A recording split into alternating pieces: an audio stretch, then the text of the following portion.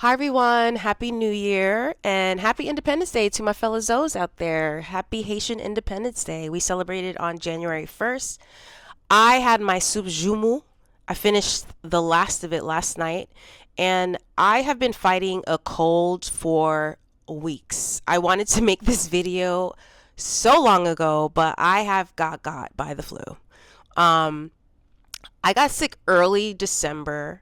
I was fine for the week of Christmas, New Year's, and then New Year's Day, I started feeling like the itchiness in my throat. And then I was just like, I can't leave my bed. I could not stop coughing. And now I just have like head congestion. I don't know if you can hear it.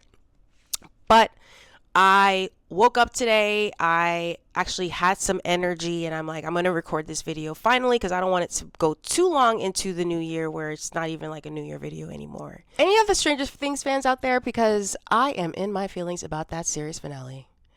I know the plot holes and all of that other stuff. I don't care. I don't care. I am sad. No more Stranger Things. I bawled my eyes out. I was bawling my eyes.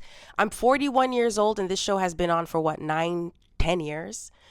I watched these kids grow up. We watched these kids grow up. I was growing up at the same time. Um, and I think the show really unpacks a lot of things that I've actually felt this year, like trauma. The Duffer Brothers did an amazing job, along with the cast, the crew, everyone behind the scenes, in giving us the season 5 series finale. I know it wasn't perfect, but I adore it. I thought it was very well executed. And overall, it rounded out everyone's story well. And if anything, do you guys think Eleven's alive, or do you believe in Mike's story, or do you think she's actually dead?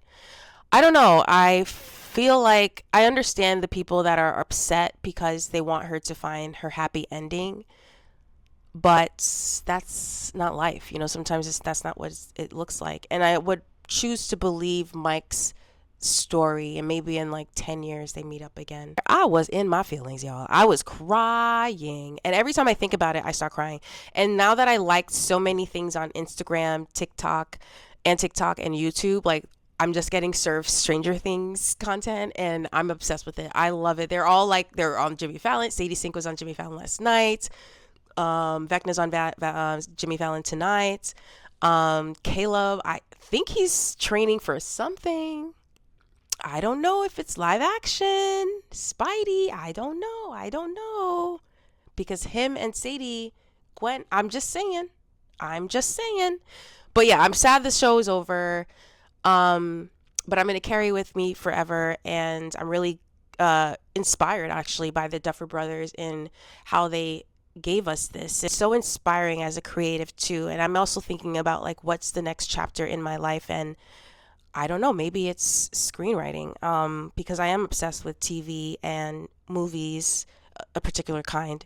And I would love to tell those kind of stories, and just seeing how I've been watching so many behind the scenes things of how they put the show together, and I am intrigued. I think that's the next step in my life. I don't know. I think I really want to either screenwriting, acting, or something like that. I did take an acting class a few months ago, and I was obsessed with it. I was scared as hell, but I was obsessed with it. And I think the ending of the show and all of the nostalgic moments that the show gave us in the 80s, especially with, like, the songs, the soundtracks, the score, the costumes, the outfits, the hair, the everything, just brought me back. And that's where I have been the last, I want to say, 5, 6 years, is in the past. I've been living in the past. Not in the 80s particularly, mostly 90s and 2000s, but throw the 80s in there too. I'm an 84 baby, so you know what I mean? And I think the Duffer Brothers are born the same year as I am. But yeah, they're inspiring me into thinking about what do I want to do next in my career. But other than that, the ending, I loved it. No notes. And also the scene with the older kids, Nancy, Jonathan, Steve, and Robin on top of the roof. I saw an interview with Maya Hawke where she said that the Duffer Brothers wanted them to shoot their last scenes as their last scenes, because sometimes, you know, on shows and movies they shoot things out of order, and I thought that was kind of really nice for the Duffer Brothers to do for the cast, because I know they're emotionally tied to their characters and the show as it is, let alone ending something that has catapulted a lot of their careers into where they are now.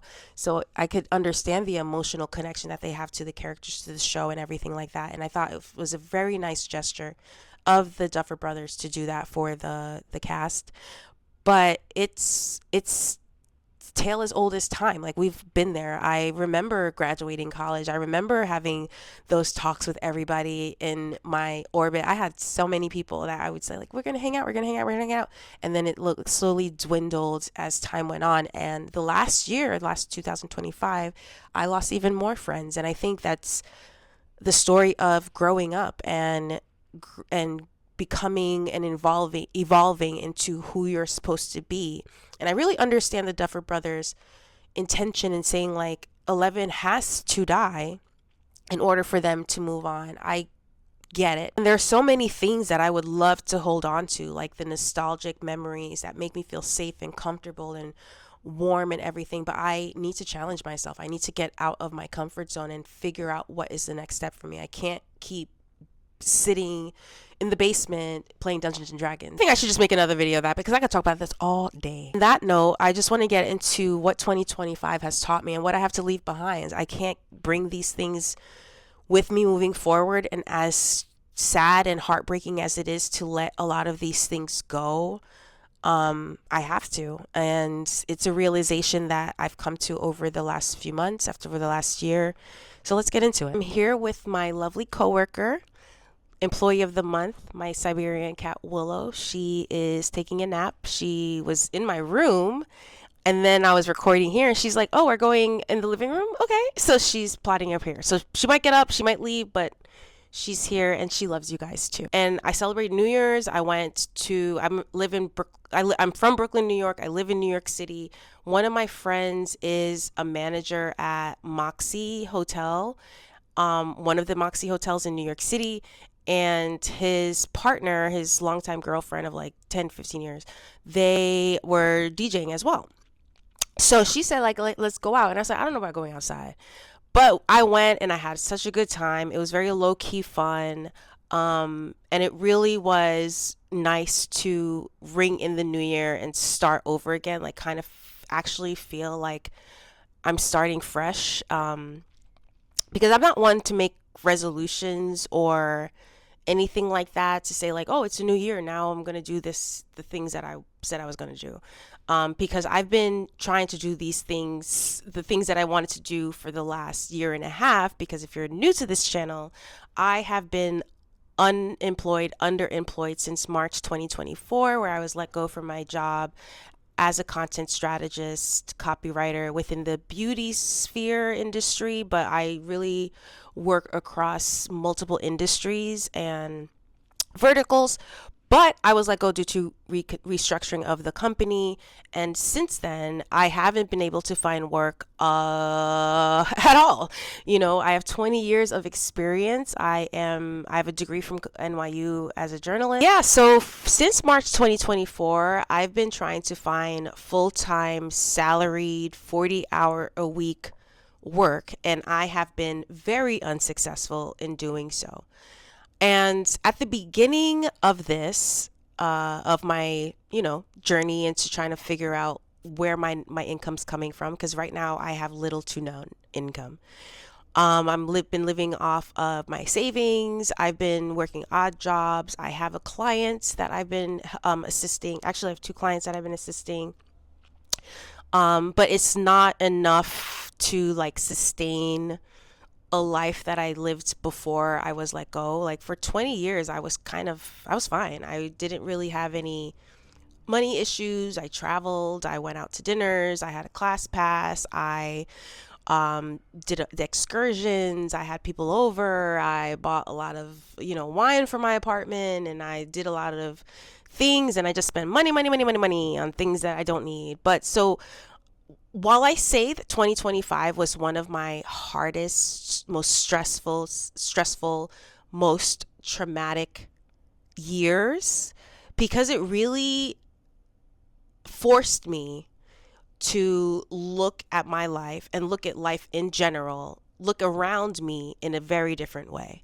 Because when you are at rock bottom and your finances are drained and strained, you start to see things in a very different way when you have no money, but you have so much more. So I don't want to say like 2025 was a disaster because it was so much more clarifying for me in understanding myself, in understanding what I want for myself, in understanding the people and the relationships that I want to have, figuring out what career do I want. I'm 41 years old, and as much as being let go has been a detriment, at least for the last year and a half, where it's been struggle and survival mode, it's also been a gift and a blessing in some way. Rejection is protection, right? So yeah, when you get that call from HR or your boss and you're like, hey, you have to get on this call and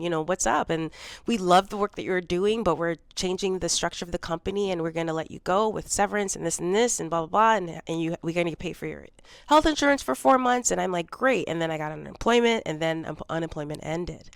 So that's where I was like, oh my God, what am I going to do? And if it wasn't for my support system, my family, my friends, and just people that I've been networking with outside of any job that I've ever had, have been such an amazing grace for me in keeping my drive, my momentum, my motivation, and my will to keep going. I was at a point sometime this year, because yeah, this is the first 365 days, a full calendar year, I haven't had full-time 40-hour-a-week income. And I've had to really think about things much deeper in a way that I've never had to before. And I didn't grow up with money or anything like that, so it's not something new to me, but I've never had to manage this at this scale, at this scope on my own. I own my own home and there's a lot at stake. So I have a lot to lose, but I also have a lot of people that are here to help me out. So while I say like I don't make resolutions, I want to make intentions for 2026, but the one thing I want to say is that 2025 was a blessing and a curse. And I'm going to take those blessings with me moving forward. I want to make another video about what those are. But this video in particular is about things that I am leaving behind in 2025, because it has been such a revealing year for me. I thought 2020 was a revealing year for me after George Floyd in 2020 and how he was taken from us. And murdered. I had to reconcile a lot of things that I had suppressed myself in my life. I grew up in mostly predominantly white spaces. I'm a Black woman in Brooklyn, New York, in America, and I'm also the oldest daughter of Haitian immigrants. So I also deal with oldest daughter syndrome. So I thought 2020, when 2020 happened and George Floyd happened, that was the first time I went to therapy in my life, because again, like I never really expressed how I felt. I over-explained. I did all of the things that were detrimental to my own health and happiness without even realizing it. And 2020 was the first chapter in me opening my eyes and seeing like, wait a minute. I've been carrying a lot of this weight, and I went to therapy and I really unpacked a lot of that trauma over the last like 4 years. But then I lost my job, and I had finished therapy at that point because I felt like I had all the tools that I needed to move forward, and then I lost my job. And then that was a big identity crisis in and of itself, because I have 20 years of experience and I didn't think that I would have any issues finding work. But as I was in the trenches and I was trying to figure things out, I was looking through data and all the points, and it's not just me. More than 7 million people in America are out of work.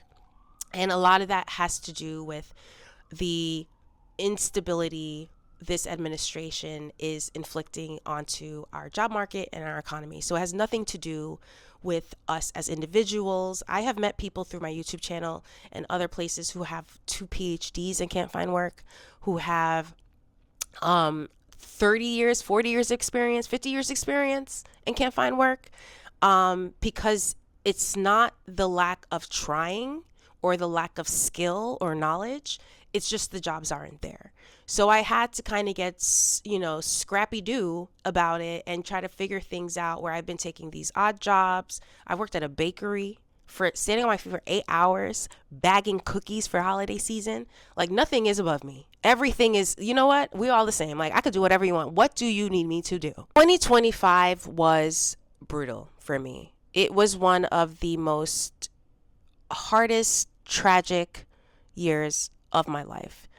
I thought at one point I lost myself. I was isolating. I was very angry. At the beginning of the year, I was pissed because after I stopped getting unemployment, my eyes started opening up to systemic and institutional failures, which is something I never expected, like I just didn't think that that would be a thing. And that's why I say it's a blessing and a curse, because I wouldn't have really thought about any of this. I would have still been drinking the Kool-Aid, you know, believing the lies, the gaslighting, the greed, and the government failure has been very eye-opening to me in the last year, especially with this administration at the helm. From everything from tariffs affecting the job market and companies and corporations hiring people because they are uncertain themselves of their bottom line because of the tariffs, or the volatility of the job market or the economy. Right now, the whole thing with Venezuela and we bombed Venezuela, y'all. Again, I just spoke about Haitian independence earlier. I mean, two things can be true at the same time with Venezuela, right? A dictator's out of power, but this is not the way to go about it. And the U.S. occupation of Venezuela is very similar to U.S. occupation of Haiti in 1915 under Woodrow Wilson. But anyway, again, I don't want to get into all that kind of stuff anymore. But or right now, I am just saying that I have been more open to understanding what happens around us and these institutions that are giving us a blueprint and telling us, if you go to school and go to college and you get a job and you do this, you will have this in 5 to 10 years. And I don't have that. I'm 41 years old and I'm struggling. And now I'm thinking, I don't want to be 45 or 50 years old and dealing with this at that point in my life, because I don't know what I'm going to do. I'm meeting people who are at that age and who are getting let go at 60 and they have to start over. Like, America is such a scam. I can't even. Most of us feel it. A lot of us are realizing it. We are waking up and doing something about it. I see on my TikToks and YouTubes and Instagram and socials and all that stuff, which is another thing that I'm leaving behind in 2025, which is the first thing, actually. We could just get into it. I'm leaving behind comparison and social media. I'm going analog. When you have limited funds, life looks very differently. And your relationships are different. What you do, where you go, who you see, how you act, what you eat, how you entertain yourself, it's very, very different. And I had abundance for the last 20 years in my career. Yeah, I had scraps, but I had consistency and I had some sense of stability, knowing that I was hireable. But now, with the turning of times, meaning AI is a big part of our lives right now, overconsumption, the monopolization of like Paramount Plus to TikTok and all this, like we're hearing the same thing, and no one has any kind of individuality anymore. There's a very hive mind thought processes happening in the United States between everybody. And I really miss people having individual personalities and thoughts, because what makes us great are our differences and how we can show up for one another. So I'm leaving behind consumerism. I'm leaving behind capitalism. I'm leaving behind social media. And I'm really leaning into community for the next year and for the rest of my life. Because a lie has been sold to us. I really had to log off social media, and I hope people didn't take that personally. Like, I wasn't looking at stories or things, because I know everybody's going through it in their own way. I did see some like TikToks and Instagrams of like a lot of girls having Sismas, and they had like a little cake, and then each of them wrote something on like a little post-it with a toothpick attached to it, and they said like, you know, I got pregnant, accomplished that in 2025. I bought a house, accomplished that in 2025. I got my dream job 2025. And then I was like, I didn't accomplish anything, and I was in my feelings, and then I was like, hold up, wait a minute, Christine, you survived 2025. How about that? How about that? Sit back, relax, and think about that. Think about the fact that you could have not been here right now, because there was a time you were praying not to wake up because of how hard everything is. But no, I did that in 2025. I survived. I kept the lights on. I kept my bills paid. I adopted my cat in March during the blood moon, giving me responsibility when I wasn't even giving things to my own self. She is the reason I had to wake up, change her litter box, or clean out her litter box, change her water fountain, give her new food, give her hugs and kisses, playtime, schedule. She put me on a schedule. A cat put me on a schedule and gave me my life back. How about that? Thank you, God, for this animal. I love her so much. She is the light of my life. I mean, she wakes me up at 3, 4, 5 a.m. But I'm like, what do you need, my baby? She is my child, and I love her. Thank you so much, Willow, for blessing me with your little present. Look at how cute she is. My choice in choosing Willow meant me choosing something else outside of myself.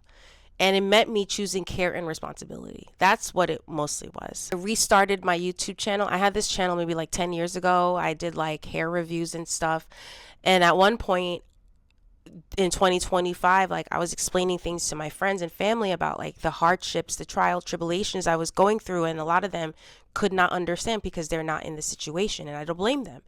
And I was just like, I feel like I'm going crazy. I feel like I'm taking crazy pills.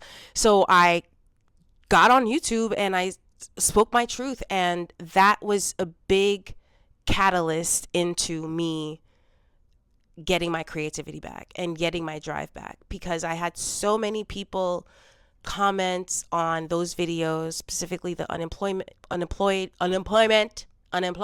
brain fog videos, where I felt seen, I felt heard. And I've met a few people in real life. I'm actually meeting a girl that I met a few weeks ago who reached out to me through this channel again on Thursday. And that's what I'm saying. I'm really leaning into like IRL community. It's been such a joy to make these connections through YouTube, even though I don't know what I'm doing with my life or this channel.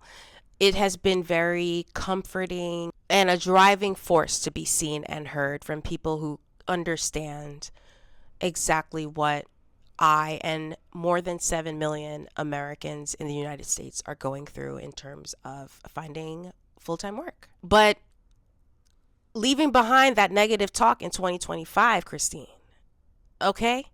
You accomplished so much Stop saying you did not. I restarted this YouTube channel when I had absolutely no energy and I was mentally drained, because it was like David versus Goliath in fighting these systemic institutions, like on my own. Like, it's damn. Really, really, really put myself out there. And as an introvert, that was very difficult for me. An introvert dealing with depression, job loss, financial strain, physical, chronic illnesses, mental. Girl, I've been going through it. Despite all of that, I still showed up. I'm still here. If you know, you know. And I'm proud of me for showing up for myself this whole entire year. Because, again, not to get too dark, but I was saying prayers like, I just take me, beam me up. But with the support of my loved ones, I got professional help, and I feel 10 times better in thinking that I can do this. I can figure things out, and I'm going to have an abundant mindset and manifest and pray for the future that I want for myself. Because what 2025 gave me was clarity. It stripped away all of the illusions that this country has made me believe to be true, because all of it's a lie. Like I said at the beginning of this video, this country gaslights the shit out of us. Uncle Sam is a scam. And the more we realize it, the more we can pour into ourselves and figure out what we need for ourselves, and stop listening to these government institutions to tell us what's good for us. Because every 4 years it changes, and it's so draining. 2025 showed me what I'm capable of. It showed me what I can endure. It showed me how I can advocate for myself. It showed me how I could get things done when people tell me no to my face. I've written representatives, and I've gotten over people's heads who told me no because they didn't want to help me with something that I needed to survive. And I've written to the mayor's office, attorney general, Governor Hochul, my representatives around my neighborhood, and every single one of them, I let them know what was happening, what was the issue, what I needed from them, because I'm a taxpayer and I need you to step in and help me. And so they did. And that would not have happened if I did not advocate and speak up for myself. And I would not have spoken up for myself if I wasn't hitting rock bottom, because I would have been so complacent with everything. I would have just gone with the flow like I did for the last 41 years of my life. So thank you, 2025, for showing me the bullshit that I'm not dealing with anymore and I'm not tolerating anymore. Because the last thing this country is going to do is play in my face. 2025 really revealed to me what relationships are genuine and true. I had shed so many people I thought were friends or even acquaintances. I had to let them go. Some of them I didn't even have closure, and I don't want closure. I don't need it. I'm letting closure go into 2025 as well. Because what I do know is that the people that are there for me are the ones who are here today in 2026. I don't feel any sense of loss with those friendships. I feel that they served a purpose, a time, a reason, and a season. And I'm grateful for those friendships and those relationships and those acquaintances and what they gave me. But I have to move on and let it go. And I'm not going to pour any more energy or time into people, places, and things that do no longer serve me. Because as crappy as 2025 was, this was the first year I chose myself. Entirely chose myself. I chose myself, and not in theory, in practice. And a lot of people in my life, my loved ones, especially the last few weeks, not the last few weeks because I've been sick, but the last few months or whatever, when I see them on the one-on-ones or the group hangs, they're like, you're different. You're different. You're the same, but you're different. I could sense it. And to me, that was surprising. I was just, even my mother never, my own mother was like, I am seeing something in you. There's a spark that has ignited in you. And I don't know what it is. And I'm like, it's 2025. It's feeling like I have everything to lose, literally. There was a point I didn't know if I was going to have a home. So yeah, I'm that girl. And I did that. 2025, thank you. Being a woman who suffers from oldest daughter syndrome, I didn't host Thanksgiving this year. I didn't host Christmas this year. My sister did. She took on that role this year. She was like, I don't even think about it. Don't even think about it. I got this. I was just like, come again? I just felt the expectation would be like, I'm going to be the one to host. And my sister took the reins. And the reason she did that was because I was very open and honest about the emotional capacity that I do and don't have with my family and showing up for traditions that I just cannot do that right now. And they have been my family, my brother, my sisters, my niece, my mom, my dad, have been very substantial in taking on that role, because you know how hard it was to express to my entire family what oldest daughter syndrome is and how being parentified as a child has affected me to this point at 41 years old, to the point where my Haitian parents were like, oh my God, okay, we're gonna do better. Like, everybody was like, leave Christine alone. Don't text her. Don't call her. Don't do anything. We'll figure it out. I was like, I should have done this sooner. It was the best. Thank you, 2025. Stopped pushing through exhaustion. I stopped pushing through doubt. I stopped pushing through what my gut was telling me not to do. And I'm the better for it. And yeah, like, I'm leaving all of that behind in 2025, but I'm also very grateful that I had this realization at all, because I could have just been continuing with this hustle culture that has been instilled in us, in Americans. Like, you need to work, or else you're nobody, or you're nothing, or you have no value, and that's not true. That is not true. I had to really learn that rest is not earned, is not selfish, it is a necessity. Boundaries does not mean punishments or I don't want to have a relationship with you. It means I want to have a relationship with you. And saying no is a complete sentence, but saying no is not a character flaw or a failure. Like, I cannot show up in that way, but thank you for the invite.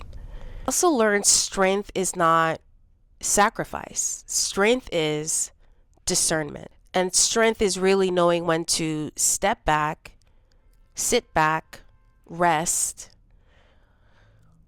and get up and do it all over again. That is choosing yourself. I've had these conversations with my family individually and collectively, and they have been the saving grace of my life. I am obsessed with my family.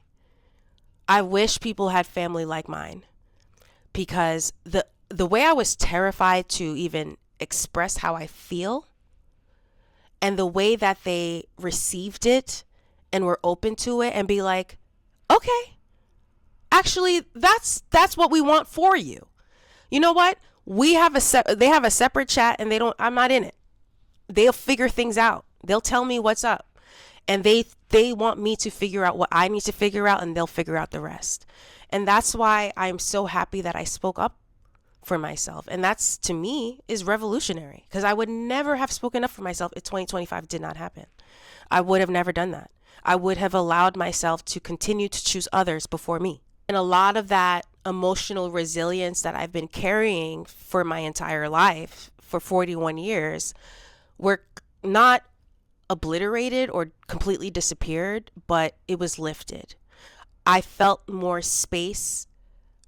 I felt I had more space to allow myself to like grieve and cry because my family was on the other side picking up things that I used to carry myself for everybody. And I'm honestly glad this happened when it did, because I would have been living with so much resentment and I wouldn't have been advocating or sharing my truth with anybody and keeping that in. I would have imploded. And I'm glad that I was able to, one, see that I needed to express this to them, see that I needed to do this for myself, and see that this is the only way. There's no way to move forward if I'm carrying the weight of the world and my family on my shoulders. Like, I would crumble under all of that pressure. And y'all, to stop pretending without consequences has been such a relief. Such a relief. I can sit in silence. I can say, you know what? I can't have this conversation right now. I'll talk to you later. Bye. And part of overcoming oldest daughter syndrome is letting go of perfectionism. Because your girl is a type A to the max. I I can't even explain how I am, but at this point in my life, doing my best is enough, and that's okay with me. I made space for my own interest. I made space for my rest. I stopped over explaining things to anybody and everybody, including in job interviews. Like, I'm not seeking anyone's approval. And let me tell you, having those hard conversations were not easy at all. Because the other person can take it personally and think it's something about them, but it's really like, no, I need this boundary for myself so we can continue to have a relationship with one another. And letting go of oldest daughter syndrome is not selfish, it's sustainable. I would not have been able to continue living my life in this way if this did not happen, because I would have kept suffering in silence and kept a lot of this stuff in and not expressed how I felt. And no, it's not selfish. It's for me to sustain myself in my life and what I want for myself moving forward and what I want for myself within my family moving forward. Another thing I'm letting go in 2025 is being unintentional with my energy, time, and attention. I had spent years and years and years worried about the wrong friend, the wrong boy, the wrong boss, the wrong job, the wrong. Everything was wrong. I'm worrying about the wrong things. I'm spending time with the wrong people. I'm spending money at the wrong places on the wrong things. Not having funds really woke me up. Before, I was shopping nonstop. A lot of us were during the beginning of the pandemic. We were getting all of the things we don't need. And I haven't shopped on Amazon, Target in like a year. You know, I haven't spent money on anything outside of necessities in a year. And I had to intentionally do that so I can pay those bills and stay focused. You know what I mean? Stay on top of things. I had to be like, no, I can't go to happy hour. I cannot go to dinner. I had to tell my friends, like, listen, I know we used to have our dinners, like $100, $200 dinners, refinery rooftop. I can't do that anymore. And I haven't gone to dinners in like a year and a half. I haven't gone to happy hours in a year and a half. I haven't spent money outside establishment outside my home in a year and a half. And any money that I do spend, I'm being intentional about it. It's because I know this person is important to me. I want to have a conversation with them, and this place is affordable, and I can get like this bacon, egg, and cheese. Or I'm going to have a meetup with this person I'm networking with, and this coffee is affordable. It's only $2.99. So, like, you know what I mean? I'm spending things and giving my time and attention and energy and being more intentional about it, because before 2025, I was all willy-nilly. And at first I was like, oh my God, I don't have money to travel. I don't have money to go out. I don't have money to do anything. And I was just like, actually, this is the best thing that actually happened to me, because I saved so much money without spending anything. Do you know what I'm saying? Like, I don't have the money, but I never spent it. So there's nothing to worry about. Do you get what I'm saying? But at one point, there was a time I wanted to isolate and disappear. And my friends, family, and a lot of people in my comments on YouTube were like, do not do that. So it was more about discernment and really choosing what I wanted to participate in and really being selective out of necessity to protect what I have, because I'm all I have. And this year really showed me that. I mean, I have support and I have a system, but it all lies on me. We come here alone and we leave alone. So it really opened my eyes and saying like, wow, yes, I have support, but we need to figure this out, girl. There's no way you're going to figure anything out if you're going here, there, and everywhere for anybody and everything, for things that don't matter or not going to serve any purpose to elevate your life. So take a step back, Christine. Let's think about this. Do you really need to go to Fun with Friends? Do you have the money to go with Fun with Friends? No.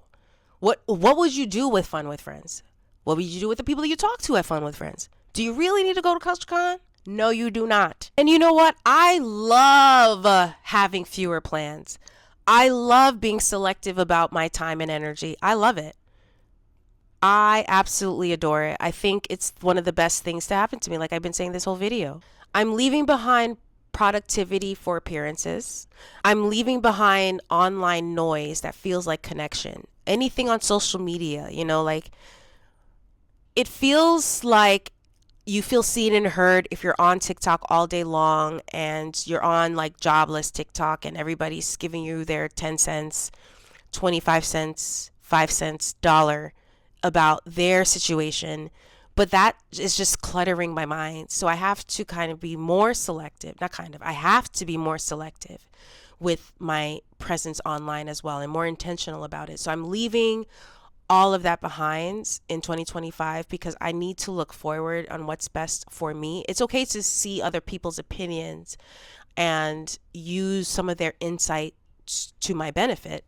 But at the same time, I can't overwhelm myself and oversaturate my brain with other people's thoughts and think pieces and things like that. So I'm really going to be more selective about who I spend my energy with in person, IRL, and how I spend my time online as well. Because quietness is not emptiness. I saw a YouTube video a few months ago and it sat with me for such a long time. It was this professor. I'll put it in the description. But he was just like, sit for 15 minutes a day alone with nothing on, no sound, don't look for something, nothing, just be still. I've been doing that and it's been such a relief. I want to challenge you to sit in silence once a day for 15 minutes. Not meditating, not nothing like that. Just sit in silence and be by yourself. And then circle back. I stumbled on this video. I don't know. I forgot what I was going through at the time. I was probably crashing out. And I saw the video and the guy was like, the professor, he was saying, sit still, stay put for 15 minutes. And at first I was like, this is weird. But again, I'm an older millennial. I have sat still for 15 minutes in my life. I didn't have phones all the time. I didn't have the internet all the time. And it really was eye-opening, to be honest, because the silence really put a lot of things into perspective in a world where everything is nonstop. Like you have 10 seconds max to get someone's attention. And to feel still, to feel at ease, to feel the silence really helped me figure out what I needed for myself without having all of these other voices and opinions in my head. Because like I said, 2025 was a year of clarity. Sitting in stillness was a benefit of doing that and saying like, oh wow, there's not this noise. It's just like,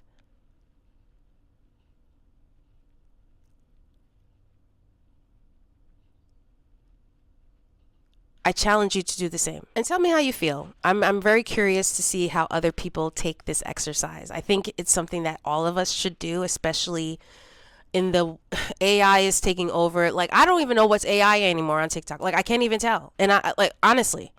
So yeah, less time, energy, and attention on things like online chaos and the noise and all of that, because it is not serving me or you whatsoever. Another thing I'm leaving behind in 2025 is over explaining. I don't need to. I am trusting my own judgment. Before 2020/2025, I lived my life in a way that everyone told me to live. From, my parents to institutions to like what it is to be a black woman in America. Like, there are unspoken rules that we have to live by, or that we are forced to live by.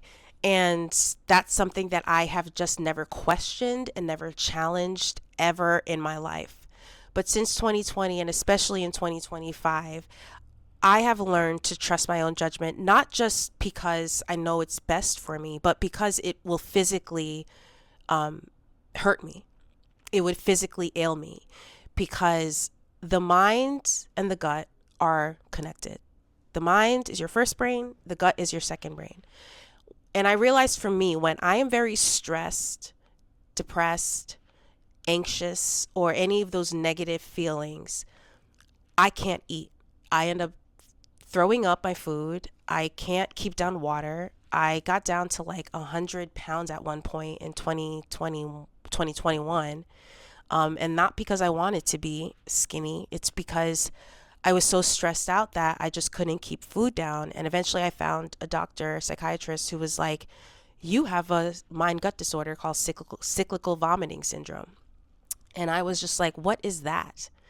And she told me to read this book by Dr. Emerson Meyer, called The Mind-Gut Connection. And when I read that book, I was like, whoa. I could not believe this was actually a thing. I'm letting go of ignoring my body. Because when I do that, it does not serve me. It literally makes me sick. It makes me depressed, and it malnourishes me. So I have to really prioritize my needs for myself, because it literally can kill me. Because if I keep throwing up food and I don't have any fuel in my body, we know what happens to humans when you don't have food or water. And it's not just about doing what other people say. For me, it's about leaving what other people think is best for me behind is actually beneficial to my health. Like, I'm prioritizing myself, and because of that, the friendships that weren't as strong kind of dissolved, and the friendships that have had substance got stronger, because I let them know what my boundaries were. I let them know what my limitations are, especially financially, and that was a room for us to open up conversation and say, like, how can I show up for you, and how can you show up for me? And turns out I don't need to shrink myself to make other people comfortable. I had to have those hard conversations with my loved ones to say, listen, I know you're telling me that I need to, add AI keywords to my resume and I'll find a job. I know you're telling me that I can work at Starbucks and I'll find a job. I know you're telling me that, but little do you know, I worked at a bakery for a month. You know what I'm saying? Like, I don't have to over explain anything or everything. I just kind of let people know, like, thank you for the advice, but you don't need to do that for me. Thank you, though. Because without them realizing it, they're patronizing me. So in a clear and calm voice, I let them know that that advice is not necessary nor needed. And do they want to go for a walk and talk about their weekend? Because that's what I want to know, what you're getting into. Because I want to know if I can get into it too. Because honestly, it does not need to be a whole thing. It does not need to be a whole thing. The thing I'm letting go in 2025, they could keep it. Letting go of things that no longer serve me. Things and people. I'm leaving behind staying in relationships that are not equal, reciprocal, fair. So I'm no longer staying in relationships and friendships because they are familiar, even though they're unhealthy. I'm no longer keeping in contact with people that don't nourish my soul or encourage growth, or anyone that I can, have a reciprocal friendship with, something that's equal and fair between the both of us. There were so many friendships in the past where I was the one reaching out, and then I realized I'm not reaching out anymore because I'm going through my own things, and then I never heard from them. And that hurt. It hurt a lot. I'm not gonna lie. but I'm the better for it. And, I'm also letting go of closure. I don't need it. I don't need anyone to tell me why, what happened. I'm good. I wish you the best. I'm praying for the best for you. And, you know, we're going our separate ways. Going our separate ways, or whatever Journey said. But there you have it. I don't want to make this such a long video. Not for nothing. This whole time, I feel like my head's in a bubble. It feels like it's in a balloon. I feel I sound congested, or I think I sound congested. And I'm having some difficulty. I have a really bad dry cough. And I don't want to make this longer than it needs to be. So forgive my low energy in this video. I really wanted to power through and make something before the end of the week, so next week doesn't come along and then I'm like, Happy New Year, because most of us hate that after like 2-3 days and people are still saying Happy New Year. But yeah, I just wanted to power through and really let my thoughts out, because I've been thinking about this all night long, and today was the day for me to release all of this that I was holding in. 2025 was the year where I end to pretend. I'm not faking it anymore. If I don't like you, I don't like you. If I don't want to be there, I can't go. If I don't have the funds, I'll check you at the next one. I stopped forcing interactions. I stopped carrying emotions and expectations that do not belong to me. I stopped over-explaining myself into exhaustion. I stopped forcing myself into situations that didn't feel good. I stopped accepting things that don't serve me. I stopped forcing myself into situations that don't feel good. This was the first year in many, many of years I have told people I can't make it. Before, I would have gotten a car, a truck, a horse, a bus, a cab to get to wherever that person's event was. Now I'm like, I'm sorry, I cannot make it. 25 was a year of stillness for me because, again, I didn't have the income or I wasn't as expandable to be doing things and traveling and going out and doing all these things. So I've been sitting with myself in stillness and thoughts and reading and creating YouTube videos and interviewing for jobs and networking and connecting has really taught me a lot about myself in ways that I am so very grateful for. And that's why I say, as much as 2025 sucked balls, man, it was a home run for me in so many different ways. So many different ways, because there's so many things I'm going to carry on moving forward in my life that I don't think I would have been open to receiving, accepting, realizing if I wasn't in my situation right now. I think, when you have little to nothing, you can see everything that you have to lose. And with the grace of God, I have this apartment, I have a roof over my head, I have job possibilities lining up that I and they are equally, mutually interested in. I'm not settling for less, and that includes men too. That was another thing. Decentering men. I've been decentering men. There was a Vogue article that came out a few months ago about how having a boyfriend is embarrassing. I haven't had a boyfriend, a full-time boyfriend. I haven't had a boyfriend since 2020. So it's been 6 years, and I've actually had to tell people, like, I've met up, because now, outside opened in 2021. And then I had a job up until 2024, but people were like, are you dating anyone? I was like, no. Are you dating anyone? I was like, no. And then at one point I was like, don't ask me if I'm dating anyone. The last thing I'm going to do is date anyone, because the last thing I'm worried about is a man. That's the last thing I'm worried about. So do not ask me if I'm dating. I want to date. I'm open to receiving love, but I'm not looking for it. God will put that person on my lap. Maybe he'll knock on my door. But as for now, men, they're not on the forefront. They're not on my radar. I'm not looking for them. Because not for nothing, I have a lot of more important things that I need to handle and settle before I can even think about a man. So that's another thing. A lot of people have been asking me when I meet up with them, and I know it's not out of toxicity or any negativity. They're just genuinely curious. Like, are you seeing anybody? And I'm like, how about you ask me about like my job search? How about you ask me about things that I'm working on? How about you ask me that's usually the first question they ask me. So I really want to also put that back in 2025 and like moving forward, decentering men. Let's the Bechtel test, let's try to like, we don't need to talk about men all the time. Okay. Anyways, thank you guys for watching. That's the end of my video. But 2025 really opened my eyes to so many different things, as much as it has been,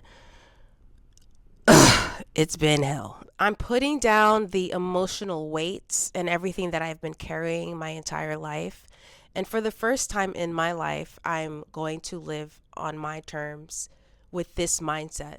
And I'm very excited for what's to come. I don't know what that looks like, but I know that it's going to be good. I have a feeling. I really do. But thank you guys for watching, and I'll see you guys in my next video. Bye.